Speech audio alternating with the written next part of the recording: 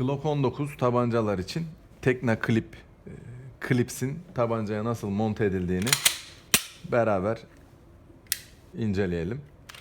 Üst kızağı yerinden çıkartıyorsunuz. Tabancanın namlusunu ve icra milini de yerinden çıkartın. Üst kızakta bulunan şu arka plastik parçayı bunu yerinden çıkartacağız. Bunu yerinden çıkartmak için tornavida da olur. Kutunun içinde bulunan bu alyansla da yapabilirsiniz. Şurada siyah bir plastik parça var. Bu parçayı ileri doğru ittiğimizde, yani aşağı doğru çekmeniz gerekiyor. Ve şu plastik parçayı da bunu aşağı doğru çektiğinizde iterseniz yerinden çıkıyor. Çıkarken de şurada yaylı bir pin var. Onun da fırlamamasına dikkat edin. Bu parçayı yerinden çıkartıp bir kenara bırakın. Kutunun içinde, Tekna Clips'in içinde aynı yere gelecek vidalı olan kapağı mevcut. Bu kapağı onun yerine tekrar takıyoruz. Takarken bir tornavidayla şu parçayı hafif elinizle de olur yerine ittirerek bu pimi de hafif itekliyorsunuz. Daha sonra bu kapağı yerine oturtuyorsunuz. Ve kılıf görevi görecek olan şu klipsi buraya getirip vidalıyoruz. İşlem bu kadar. Onu da sizle beraber takalım. Zaten alyanı ve vidaları da kutunun içinde mevcut. Şu şekilde takıyoruz.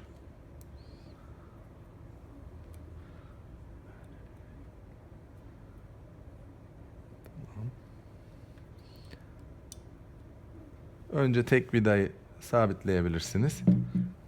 Vidanın alyanı da var. Daha sağlıklı ve sağlam olması için. Hepsi kutunun içinde mevcut.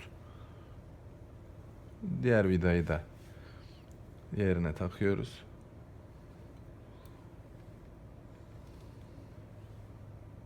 Tamam.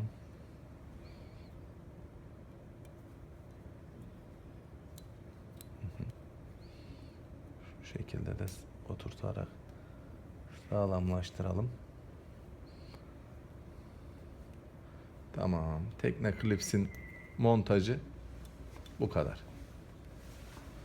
Daha sonra tekrar namluyu yerine takın. İrca milini yerine oturtun. Ve üst kızağı yerine takabilirsiniz. Tabancamız kullanıma hazır. Tabancanın üzerinde Glock 19'lar için kullanabileceğiniz ve kılıf yerine geçen bir aparat oluyor. Kılıf kullanmadan tabancanızı sabitleyebilirsiniz. Takılması da bu şekilde. Kendiniz de bunu kolayca monte edebilirsiniz.